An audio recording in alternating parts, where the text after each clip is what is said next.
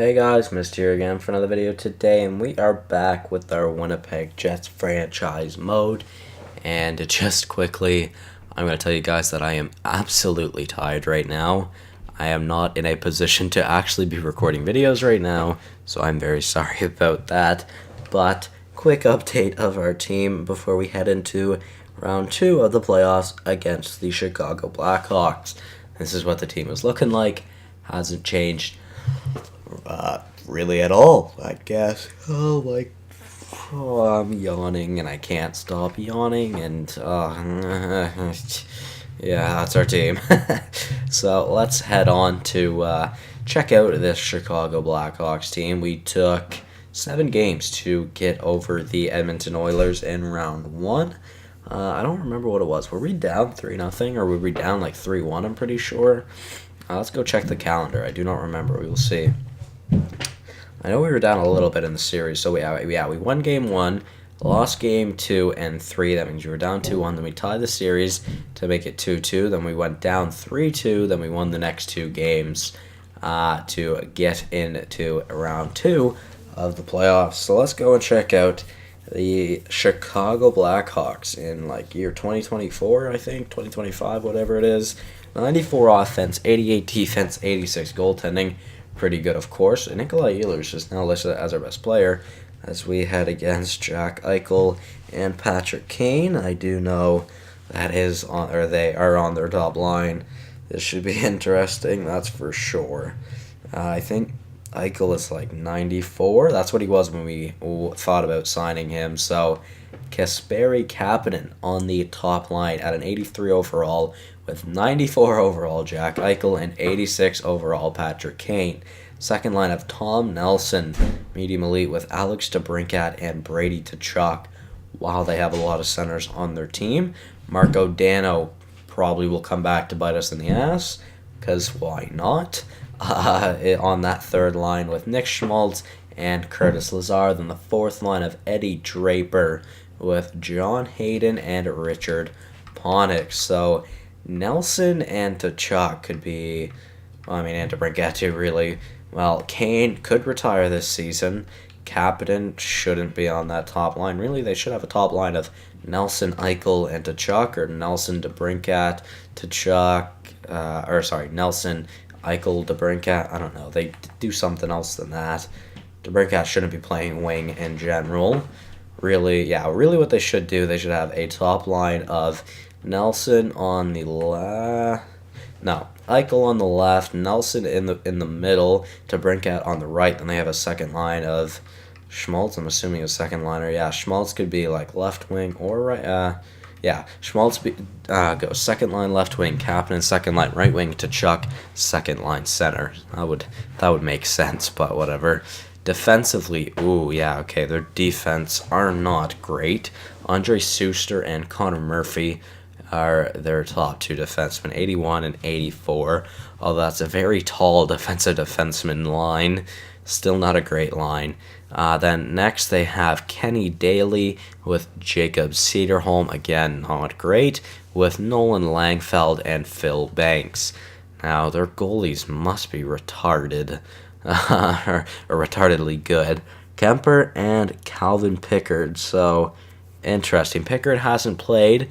Kemper has been playing, and he has not been doing good. So how this team made the playoffs with 43 wins, I couldn't tell you. Even from their offense, it's really not that good. Wow, okay, never mind. I can see why they made it to the second round. They have Kane with 14 points, and they have Eichel with 14 points. Nelson is a point per game player. DeBrincat has 10 points. Tkachuk is a point per game player as well. Ew. Okay, now I can see why they made it to the second round, and I can see why they are here, or having just a magnificent season, I guess. That is absolutely unreal. That is crazy. So 2 Game 7 teams heading up against each other in round number 2 now. Let's get into this. We do have home ice advantage throughout the round. We will see if that matters at all.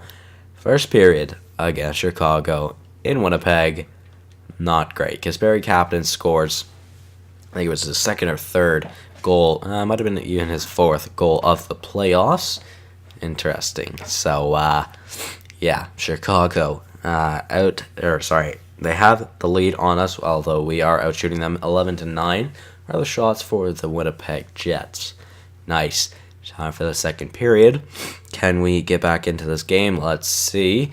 We aren't able to score, but there were a lot of shots from both teams in that one. Kemper with a unreal save percentage right now. So far, he has a shutout. We have yet to be able to score against him.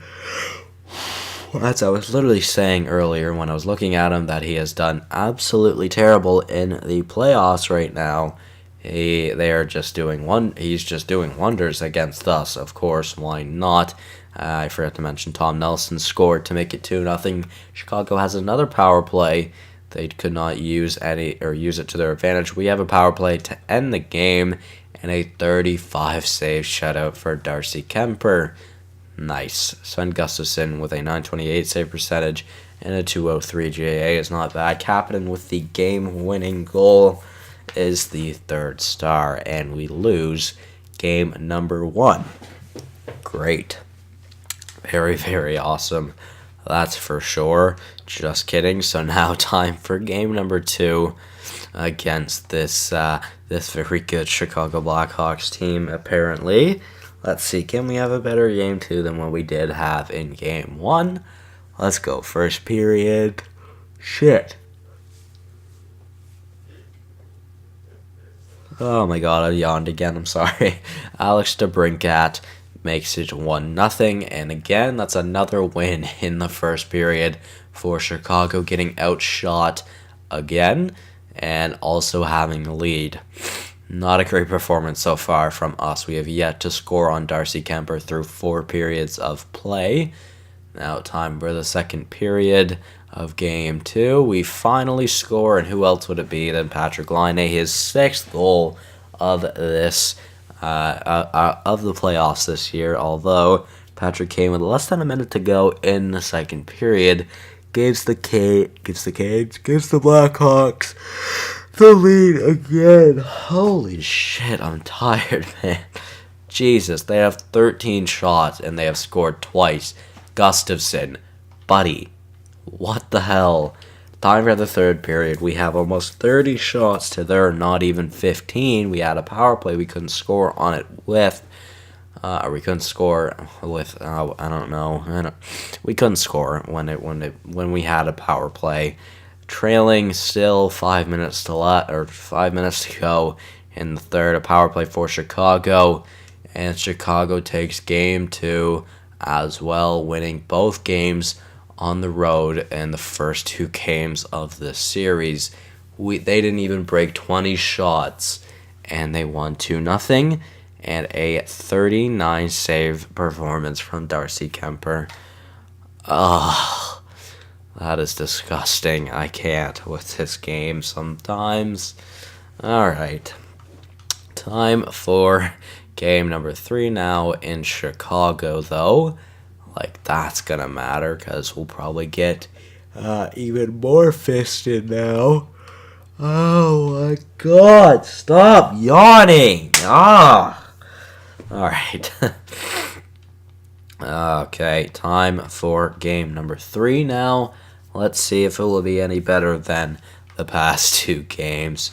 First period in Chicago for game number 3. Nice. Mitch Marner scores on Darcy Kemper, and we actually get rewarded for outshooting the Blackhawks in a period. We are up 1-0, shots 11-6 for us. Second period now, and we score again. Jack Roslovic, our 4th line center. He's on a 4th line, I know that. Scores to make it 2-0. Shots 25-12 for us. And, man, I am glad that we are holding them to a very minimal amount of shots, even though they can still score on them. Now time for the third period, as we are up 2-0 in the game. Like I said, though, if this team that we are against decides to start shooting, they can most definitely come back in a heartbeat, But Nikolai Ehlers did make it 3-0, I was going to say. And Marco Dano scored to make it 3-1. Too bad he doesn't score another 2 goals to tie the game right now. That would have been disgusting. Kyle Connor with the empty net goal. And we win game number 3 with a final score of 4-1. Shots 32-21 for us. Marner with a goal and an assist. Connor with a goal and an assist. Gustafsson with a .952 save percentage. Not too bad. Definitely a better performance than the last 2 games that he had, that's for sure. But time for game number 4. We are down 2-1 in the series still. Not looking too great for the Winnipeg Jets currently, but we'll see how that goes. First period, nothing in the first period. Very minimal shots on both sides. Shots, though, 9-7 for Chicago. Second period, we're up 2-0. Nikolai Ehlers and Mark Scheifele score to make it 2-0. Shots 21-16 for us. And Gustafsson is playing like Gustafsson should be playing. And Kemper is now really playing like Kemper should be playing as well, to be fair. Shots 24-17 for us, are at the halfway point for the third period. Cole Foster scores potentially his first goal of his playoff career. And very interesting. A final score of 3-1. Tom Nelson did make it a 2-goal game, but too little too late. Shots were a final 30-23 for us. Scheifele, our captain, with a goal and an assist. Ehlers with a goal and an assist as well. And a .956 save percentage from Gustafsson there. That is, no. Cale Makar has been injured till June 3rd. I think it said June. Oh, that's... no. That is terrible. Taylor Stahl is going to get the ice time that Makar did have. But we're going to play Stahl on the second pair, of course. That is terrible. No. Why did he get injured, man? Damn it. Shit. That is not good. As we head into Game 5 for, Game 5. Yeah, I mean, there's not much to say. Holy fuck, I'm so tired. I don't get it. Stop yawning. I know. I am tired. Alright. Game number 5. Let's go. Back in Winnipeg. Hopefully we can win this time on home ice. Let's go. First period. Nick Schmaltz makes it 1-0 for Chicago. Shots 15-11 for Chicago after 20 minutes of play. Time for the second period. No goals allowed by either goaltender in the second period. Shots 24-19 for Chicago. Now, time for the third period. We will slow sim it per usual, and not looking like a great game so far from Winnipeg, although Connor Brown gave us the goal to tie the game, then Brady Tkachuk got the Blackhawks the lead again, then Brian Rust gives us the lead, ties the game, then Josh Morrissey with the tying goal, scoring from, actually, Connor Brown scored from outside of the blue line. That is disgusting. And we win game number 5 as well. Final score of 3-2 for us. Morrissey with a goal and an assist, and Gustafsson with another great game. .942 save percentage from him. That is great. And we are now heading to Chicago once again, but this time for game number 6, where we could end the series here. Let's see if we can. First period, let's go. Come on, let's end the series on a high. Let's have a few days off heading into the Western Conference Finals.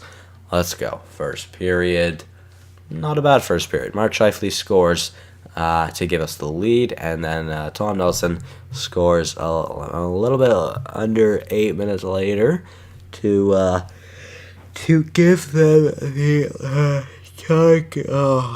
to tie the game. And it is 1-1 heading into the second period. Shots 15-7 for us. We are absolutely dominating them in the shot category. But Apparently, they're just weak shots because Kemper is stopping the majority of them. Now, an early power play in the second period. I did not want to sim that, or I did not want to slow sim the period. And of course, Marco Dano scores to give Winnipeg the lead. Terrible shit. Not good.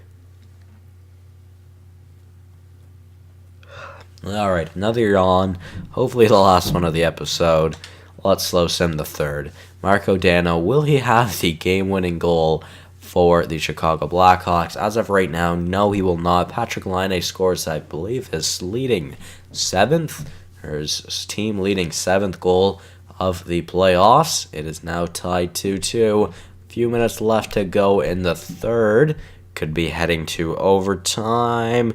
We will be heading to overtime with a tie game of 2 goals apiece. Shots 35-28 for us. Like I said, we head to overtime.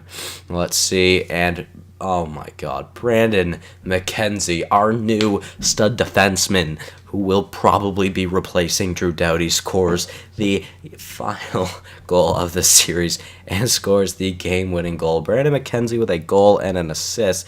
Gustafsson not looking too great in that one with a .931 save percentage. Well, I mean, that's not bad, but 27 shots is not great. Jack Roslovic has been injured now as well. Jesus Christ, man. Chill out, game, please. Oh, man. Who's replacing him? Jansen Harkins will be. Alright, so, by the way, did Cole Foster? No, that wasn't Cole Foster's first goal of the playoffs, okay? Brandon McKenzie, though, scores his first goal of the playoffs this season. And no, not his first of his career, but he scored the first goal of the playoffs he has this season. He is now an even player as well. Interesting. All right, well, not too bad, boys. That is definitely good. Ehlers with 5 points. Leopold with only 3 points. What is Leopold doing, man? I mean, our second line's doing really good. I don't want to change up our second line, but Leopold has not been doing good. Leopold with only 3 points, that is just not good. And our 2 of our players on our top line are minuses. The other one is an even player. Like I said, that is really not good. You know what? We're just going to switch them then. Our second line is now going to be our first line, and our first line is now going to be our second line. We'll try that for the next series. Connor Brown's doing really good. He has 3 goals and 2 assists on that third line. But, yeah, guys, that is going to be it from me in this episode. I should simulate to see who we will be facing in the next episode. Laine, our leading point scorer on the team with 10 points in 13 games played, 7 goals and 3 assists to his name, which isn't too bad, to be fair. So, yeah, we won 4-2 in the series. There are 3 Game 7s. The rest of the series are all in Game 7s. Who will we be facing? Will it be Vegas or will it be Anaheim? It will be Anaheim. Nice. Western Conference Final of Winnipeg and Anaheim, and an Eastern Conference Final of Carolina and Pittsburgh. So, like I said, guys, that is going to be it from me. Thank you all so much for watching. I will see you in the next one. Goodbye.